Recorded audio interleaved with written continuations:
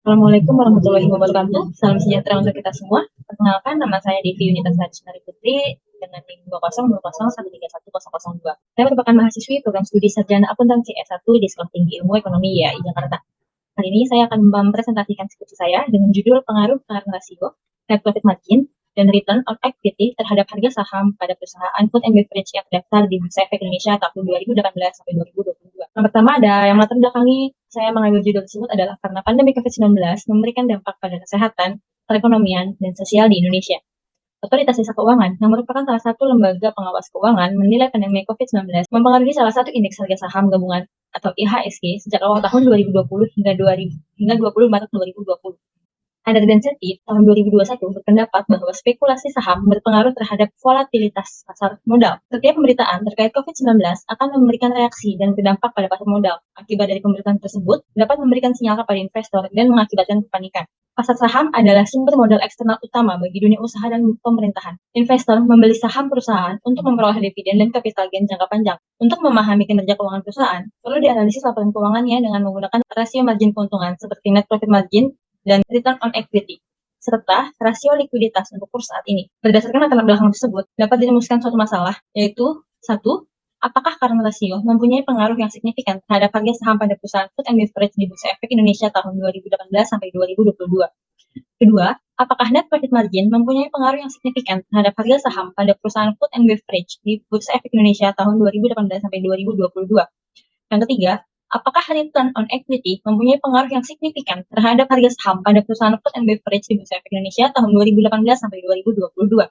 Landasan teori. Teori sinyal pertama kali dikemukakan oleh Spence pada tahun 1973 yang menjelaskan bahwa pihak pengirim atau pemilik informasi memberikan sinyal informasi yang bermanfaat bagi pihak penerima atau investor. Kemudian yang kedua, teori investasi adalah penempatan dana dengan harapan dapat memelihara, menaikkan nilai atau memberikan return yang positif. Yang ketiga, manajemen keuangan adalah kegiatan perencanaan, penganggaran, pemeriksaan, pengelolaan, pengendalian, pencairan, dan penyimpanan dana yang dimiliki oleh suatu organisasi atau perusahaan. Di sini kita bisa lihat ada analisis rasio keuangan. Pertama ada rasio likuiditas. Rasio likuiditas ini mengukur kemampuan perusahaan membayar hutang jangka pendek setelah seluruhnya terbayar. Perhitungannya adalah current ratio bisa didapatkan dari total aktiva lancar dibagi dari total hutang lancar dikali 100%. Yang kedua, ada rasio profitabilitas. Penelitian ini menggunakan dua rasio profitabilitas, yaitu net profit margin dan return on equity, yang menghasilkan laba bersih bagi perusahaan dan pemegang sahamnya. Dan untuk return on equity, dihitung dengan membagi laba bersih setelah pajak dengan ekuitas atau modal sendiri.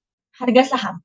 Menurut Mulyadi di tahun 2006, saham merupakan surat berharga penting yang diterbitkan oleh perusahaan untuk menarik investor agar ikut serta dalam perusahaan tersebut. Harga saham dapat dijadikan tolak ukur keberhasilan suatu perusahaan dalam mengelola dana untuk kegiatan usahanya. Macam-macam harga saham itu ada 6. Yang pertama ada harga nominal, yang kedua ada harga perdana, yang ketiga ada harga pasar, yang keempat ada harga penutup, yang kelima ada harga tinggi, dan yang terakhir ada harga rendah. Faktor-faktor yang dapat mempengaruhi harga saham. Terdapat faktor utama mempengaruhi naik turunnya harga saham di Bursa Efek. Menurut Fahmi tahun 2012 yaitu yang pertama, keadaan ekonomi makro serta mikro. Yang kedua, perusahaan telah memutuskan untuk mengembangkan usahanya serta pembukaan cabang dan cabang pembantu di dalam dan di luar negeri. Yang ketiga, pergantian direktur secara mendadak. Yang keempat, direktur maupun komisaris tertentu entitas ikut serta dalam tindak pidana serta perkara tersebut sudah diajukan ke pengadilan. Yang kelima, kinerja entitas akan menurun sewaktu-waktu.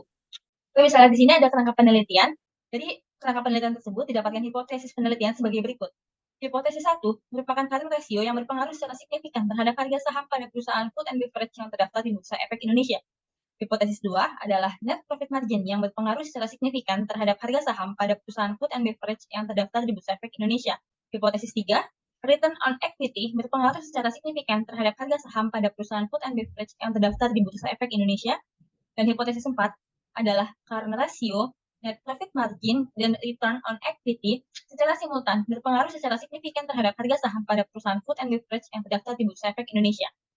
Metodologi. Metodologi penelitian yang digunakan adalah pendekatan kuantitatif, di mana menggunakan data sekunder yang bersifat empiris dan data yang diperoleh dalam laporan keuangan dengan cara melakukan browsing pada situs resmi Bursa Efek Indonesia atau BEI. Variabel penelitian terdapat dua variabel, yaitu variabel bebas dan variabel terikat. Untuk populasi dan sampelnya, dalam penelitian ini yang dijadikan populasi adalah data laporan keuangan perusahaan food and beverage yang terdaftar di Bursa Efek Indonesia pada tahun 2018 sampai 2022. Bisa kita lihat di sini untuk perusahaan yang terdaftar di Bursa Efek Indonesia terdapat 89 perusahaan. Kemudian untuk perusahaan yang menyajikan laporan tahunan dari tahun 2018 sampai 2022 dan memperoleh laba terdapat 13 perusahaan. Sehingga total perusahaan yang terpilih adalah sebanyak 13 sampel. Teknik analisis data yang pertama itu menggunakan analisis deskriptif. Yang kedua, analisis regresi data panel. Menurut Gujarati dalam Ghazali 2017, bahwa teknik data panel adalah dengan menggabungkan jenis data cross-section dan time series. Menurut Widarjono tahun 2007, menyatakan terdapat 3 pendekatan estimasi dalam analisis regresi data panel, yaitu yang pertama ada Common Effect Model atau CEM, Fixed Effect Model atau FEM, dan Random Effect Model atau REM. Yang ketiga, penentuan model estimasi data panel. Terdapat 3 uji atau tes yang dapat dijadikan alat dalam memilih model regresi data panel, yaitu yang pertama ada uji Chow, yang kedua ada uji Hausman, yang ketiga uji Lagrange multiplier. Uji asumsi klasik terbagi menjadi 3. Yang pertama itu ada uji normalitas, yang kedua ada uji multikolinearitas, yang ketiga ada uji heteroskedastisitas. Uji hipotesis terbagi menjadi 3. Yang pertama ada uji parsial atau uji T, uji simultan atau uji F, kemudian terdapat nilai koefisien determinasi R kuadrat adalah antara 0 dan 1.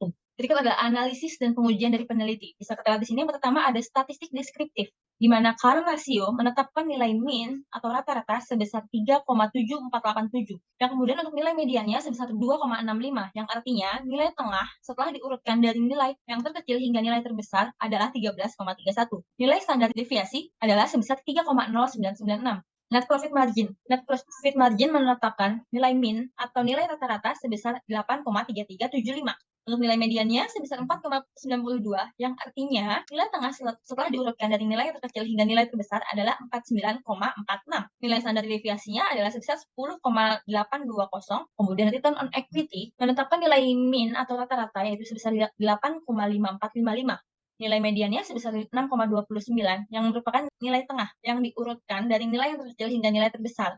Nilai standar deviasi sebesar 9,7074 untuk tabel 4.2 ini adalah hasil dari langkah pertama untuk menentukan model dengan meregresikan data panel yang sudah dikumpulkan dengan menggunakan model fixed effect. Tabel 4.3 ini merupakan hasil uji Chow. Hasil uji Chow-nya ini berbunyi kalau nilai pro cross-section chi-square itu sebesar 0,000, yang artinya nilai tersebut adalah kurang dari 0,05 dan menyatakan bahwa CEM ditolak sedangkan FEM diterima. Kemudian, tabel 4.4 itu adalah hasil uji Hausman dari peneliti, yaitu di mana hasil uji Hausman adalah nilai per cross-section random itu sebesar 0,3824, yang artinya itu lebih besar dari 0,05, maka yang terpilih adalah model random effect. Kemudian di sini ada juga tabel hasil uji Lagrange multiplier. Berdasarkan hasil uji di samping bahwa nilai per cross-section random sebesar kurang dari 0,05, maka CEM ditolak, sedangkan H1 atau model REM diterima. Maka model yang terpilih adalah model random effect.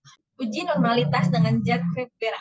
Berdasarkan gambar di atas bahwa nilai Z-Bera atau JB yaitu sebesar 1,249019 itu kurang dari 2, maka dapat disimpulkan bahwa data terdistribusi normal dan nilai probability sebesar 0,53, yang artinya lebih besar daripada 0,05, dan dapat disimpulkan juga bahwa data terdistribusi normal. Selanjutnya kita bisa lihat hasil uji multikolinearitasnya. Uji multikolinearitas dengan menggunakan model korelasi berpasangan menunjukkan bahwa nilai korelasi masing-masing variabel itu kurang dari 0,90, yang artinya tidak terdapat masalah multikolinearitas.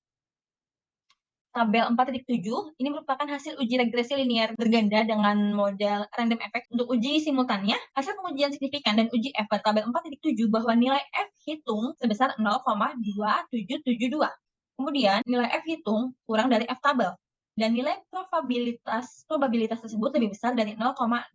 Maka untuk H4 itu ditolak. Jadi untuk current ratio, return on equity, dan net profit margin secara simultan tidak berpengaruh terhadap harga saham. Untuk hasil uji parsialnya, current ratio memiliki tingkat signifikan. Kita lihat di sini tabel current ratio di 0,727 atau sama dengan lebih dari 0,05. Hal ini menunjukkan tidak terdapat pengaruh antara variabel current ratio. Hipotesis kedua, net profit margin. Untuk hipotesis ketiga, return on equity memiliki tingkat signifikan sebesar 0,1146, yang artinya lebih dari 0,05, dengan T hitung sebesar 1600, yang lebih kecil dari 1,76131. Hal ini menunjukkan tidak terdapat pengaruh antara variabel return on equity terhadap harga saham. Dan untuk uji determinasi atau R2, berdasarkan tabel 4.7 dapat dilihat bahwa nilai adjust R atau square atau R2 sebesar 0,146. Artinya, besarnya koefisien determinasi sebesar 0,0146 atau 0,146%. Hal ini menyatakan bahwa variabel current ratio return on equity dan net profit margin secara simultan tidak berpengaruh sebesar 0,0146. Sedangkan sisanya di 99,99% dipengaruhi oleh variabel lain di luar persamaan regresi atau variabel yang tidak diteliti penelitian ini. Maka dapat disimpulkan bahwa current ratio tidak berpengaruh terhadap harga saham pada perusahaan food and beverage yang terdaftar di Bursa Efek Indonesia. Yang kedua, net profit margin atau NPM tidak berpengaruh terhadap harga saham pada perusahaan food and beverage yang terdaftar di Bursa Efek Indonesia. Yang ketiga, return on equity atau ROE tidak berpengaruh terhadap harga saham yang terdaftar di Bursa Efek Indonesia tahun 2018 sampai 2022. Dari kesimpulan tersebut, maka dapat ditentukan bahwa COVID-19 merupakan pandemi yang terjadi di Indonesia yang memiliki dampak yang cukup signifikan. Sehingga pada tahun COVID tersebut, perusahaan-perusahaan termasuk perusahaan food and beverage memiliki pendapatan atau laba atau keuntungan yang cukup rendah dikarenakan kolaps karena pandemi COVID-19. Demikian presentasi saya hari ini. Semoga penelitian tersebut dapat bermanfaat untuk kita semua. Terima kasih. Assalamualaikum warahmatullahi wabarakatuh.